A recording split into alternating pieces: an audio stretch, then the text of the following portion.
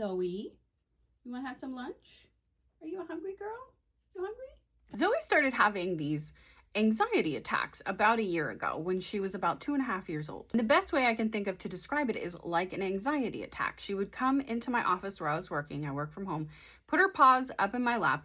Now, Zoe is not really a lap dog, so that might not sound abnormal, but for her, that's abnormal behavior. She put her paws up in my lap and basically asked to get in my lap, like she was scared. She was acting like she was frightened of something.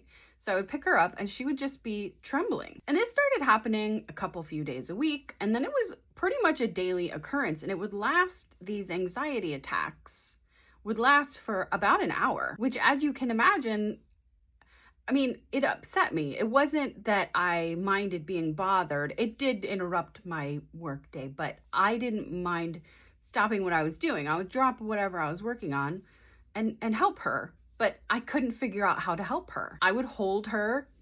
That didn't really comfort her. She still was trembling and she seemed so anxious, like she wanted to come out of her skin. She just was so uncomfortable. And so, of course, I consulted the vet, and the vet said, it's possible that she's just coming into adult age. She's, 3 is like kind of considered adult age. She's 2.5.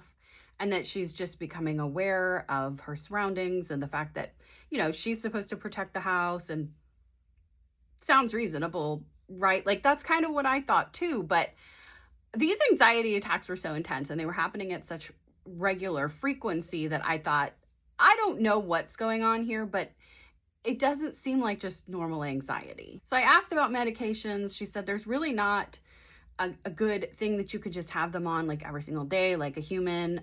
You can give them things to help bring them down, but it's a little bit more than just an anti-anxiety medication. It would be more like a sedative. And I feel like we're going in the wrong direction there. She did recommend something that's like a supplement, and I did try that. It did seem to help, but it kind of just made the anxiety attacks a little bit less intense. They were still happening. So I just happened to be scrolling through social media, watching a dog video. I watch dog videos all the time.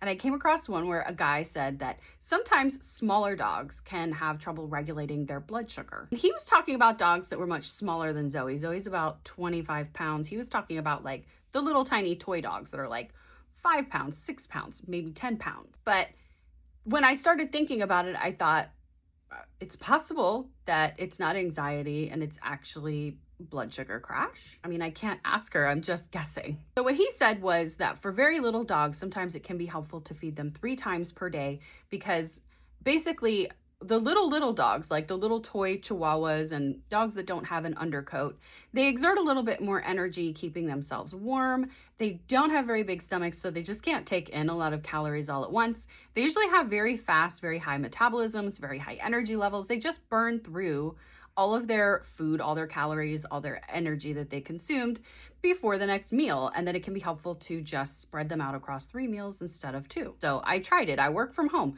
When I go get lunch, I'll just give her lunch. No problem, because she loves to eat anyway.